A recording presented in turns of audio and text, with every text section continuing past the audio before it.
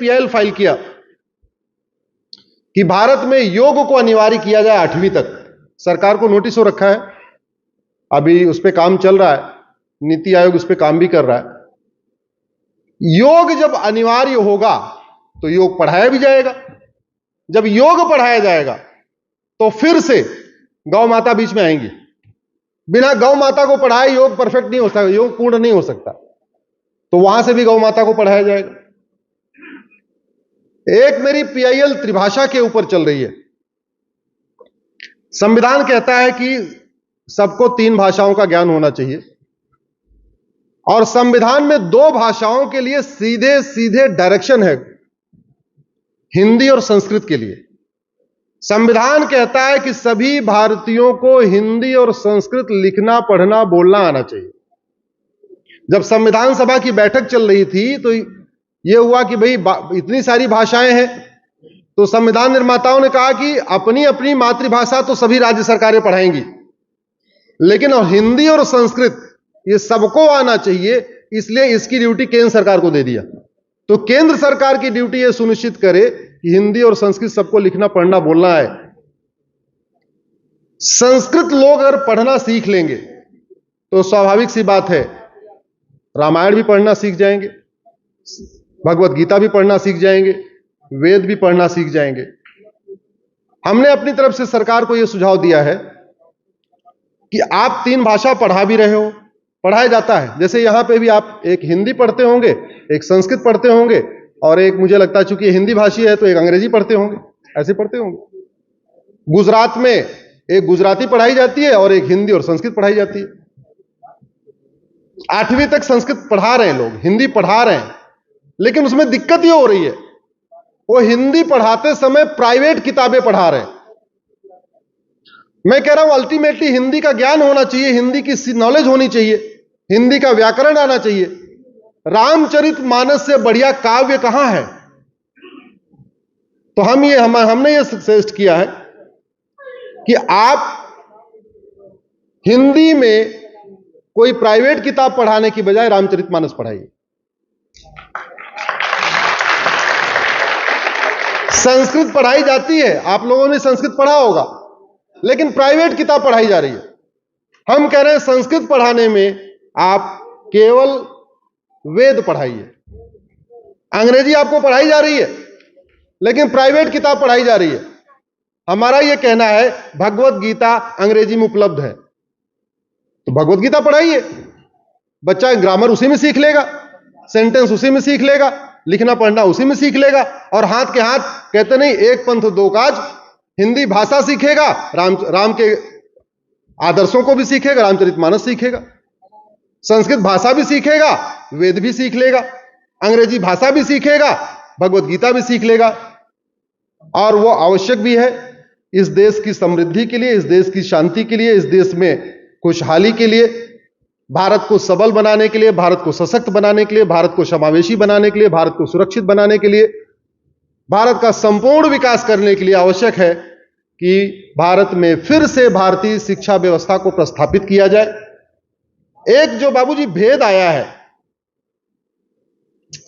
जो जातिवाद की एक समस्या आई है, या जातिवाद से ज्यादा जो ऊंच नीच की भावना आई है, यह ऊंच नीच की भावना भी इसी मैकाले शिक्षा के कारण आई है। नहीं तो राजा रघु, भगवान राम के परदादा, उन्होंने समान शिक्षा लागू किया था, और उसका नतीजा था कि राजा दशरथ जो क्षत्रिय परिवार के थे और सुमंत जो नाविक के परिवार के थे, एक साथ एक ही स्कूल में, एक ही गुरुकुल में एक साथ पढ़े थे।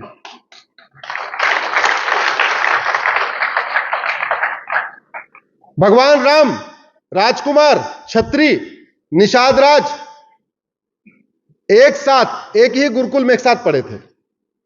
कृष्ण राजकुमार, सुदामा गरीब, एक साथ एक गुरुकुल में एक साथ पढ़े थे। चाणक्य तक हमारे देश में समान शिक्षा व्यवस्था थी। जो शिक्षा व्यवस्था हमारी गड़बड़ाई है वो ज्यादा डिफॉर्म हुई मुगलों के टाइम में, और उससे भी ज्यादा डिफॉर्म हुई अंग्रेजों के टाइम में। पहले मंत्री, राजा और गरीब का बच्चा एक साथ पढ़ता था। आज की डेट में मंत्री और संतरी के बच्चे की किताब अलग है, कप्तान और कलेक्टर के बच्चे की किताब अलग है, क्लर्क और क्या बोलते हैं कलेक्टर के बच्चे की किताब अलग है। ये जो भेदभाव आया है इस मैकाले शिक्षा के कारण आया है। तो इसलिए मैंने एक पीआईएल फाइल किया है कि भारत में समान शिक्षा लागू किया जाए, सिलेबस करिकुलम एक समान हो। जैसे केंद्रीय विद्यालय में पूरे देश का एक सिलेबस होता है, वैसे ही पूरे देश में वन नेशन वन सिलेबस हो, one nation one education board हो। महाराष्ट्र वाला मराठी में पढ़ेगा, गुजरात वाला गुजराती में पढ़ेगा, बंगाल वाला बंगाली में पढ़ेगा, तमिलनाडु वाला तमिल में पढ़ेगा। सिलेबस करिकुलम अलग अलग क्यों होना चाहिए?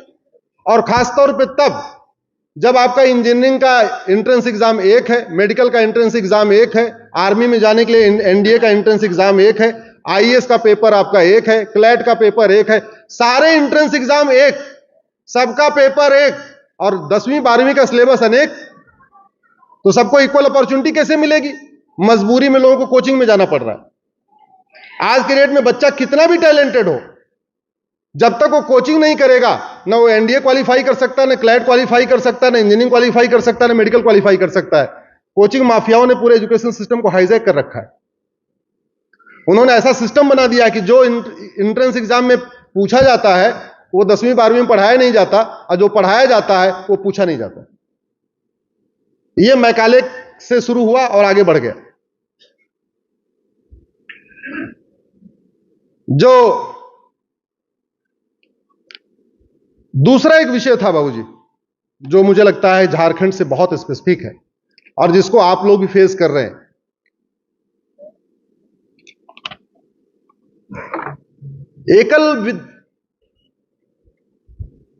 एकल केवल पढ़ा नहीं रहा है। मेरा ऐसा मानना है एकल बहुत बड़ी मात्रा में धर्मांतरण भी रोक रहा है।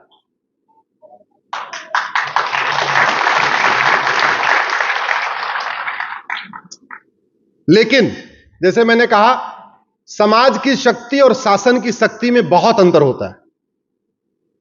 समाज की स्पीड और शासन की स्पीड में बहुत अंतर होता है। मुगल यहां राज करने नहीं आए थे, ये बिल्कुल फेक नैरेटिव है। मुगल यहां कन्वर्जन कराने आए थे। सत्ता उनको केवल इसलिए चाहिए थी कि सत्ता के बल पे कन्वर्ट करना आसान होता है। ईस्ट इंडिया कंपनी या ब्रिटिश यहां बिजनेस करने नहीं आए थे, यहां रूल करने नहीं आए थे। एक्चुअल में वो क्रिश्चियनिटी को फैलाने आए थे। क्योंकि सत्ता के द्वारा कन्वर्जन आसान होता है, इसलिए उन्होंने पहले सत्ता हथियाई, फिर कन्वर्ट किया। और अंग्रेज कैसे कैसे कानून बनाते थे। नागालैंड में गए, किसी ने बताया नागा हिल्स पे यहां संजीवनी बूटी है। बोले अच्छा संजीवनी बूटी है? बोले क्या होता है? बोले संजीवनी बूटी खाने से आदमी 200 साल जिंदा रहता है। बोले ठीक है जी, कानून बना दो। बंगाल फ्रंटियर एक्ट 1873 1873 में कानून बना दिया। अब इस नागा हिल्स में कोई आएगा तो पहले परमिशन लेगा तब आएगा। अंग्रेज ऐसे से कानून बनाते थे, उसको मैंने चैलेंज किया। आज भी नागालैंड में आप जाइए तो आपको परमिशन लेके जाना पड़ेगा। इनर लाइन परमिट सिस्टम वहां चल रहा है। धर्मांतरण से राष्ट्रांतरण होता है। धर्मांतरण से सोच बदलती है, सोच बदलती है, व्यवहार बदलता है। धर्मांतरण से तीज त्योहार बदलता है। धर्मांतरण से प्रथाएं बदलती हैं। धर्मांतरण से वस्त्र बदलता है। धर्मांतरण से जीवन की शैली बदलती है। इसलिए मैं कह रहा हूं धर्मांतरण नहीं होता, वो व्यक्ति का धर्मांतरण नहीं होता, बल्कि धर्मांतरण से राष्ट्रांतरण होता है। और धर्मांतरण के ऊपर एक मेरी पीआईएल है। मैंने उसमें सुप्रीम कोर्ट में कहा है कि धर्मांतरण राष्ट्र की सुरक्षा के लिए बहुत बड़ा खतरा है। मुगलों ने धर्मांतरण कराया, अंग्रेजों ने धर्मांतरण कराया, आज भी धर्मांतरण हो रहा है। इसके लिए सठे साठम समाचरे सिद्धांत को अपनाना पड़ेगा। मैं आपसे 5 सवाल पूछता हूं, आप उसका उत्तर जोर से दीजिए, जिससे रिकॉर्डिंग हो रही है, आपकी बात 5 करोड़ लोगों तक पहुंचे। धर्मांतरण राष्ट्र की सुरक्षा के लिए खतरा है कि नहीं? जरा जोर से बताइए। और राष्ट्र की सुरक्षा के लिए जो खतरा होता है, उससे निपटने के लिए हमारे पास एक कानून है, उसका नाम है नेशनल सिक्योरिटी एक्ट।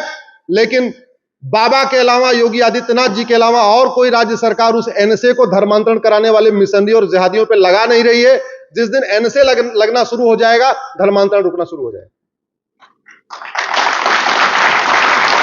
धर्मांतरण हमारी देश की एकता अखंडता के लिए खतरा है कि नहीं? और जो देश की एकता अखंडता के लिए खतरा होता है, उसके लिए हमारे पास एक कानून है, उसका नाम ये यूएपीए। दुर्भाग्यवश राज्य सरकारें धर्मांतरण कराने वाले मिशनरियों, जिहादियों और उनके मददगारों के खिलाफ यूएपीए नहीं लगा रही। यूएपीए लगाना शुरू करेंगी, धर्मांतरण रुकेगा।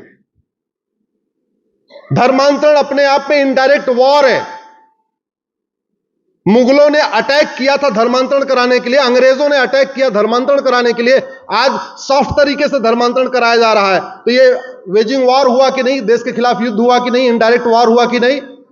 और जो इनडायरेक्ट वॉर होता है, उससे निपटने के लिए हमारे पास एक कानून है, सेक्शन है, उसको 121 कहते हैं, जिसमें आजीवन कारावास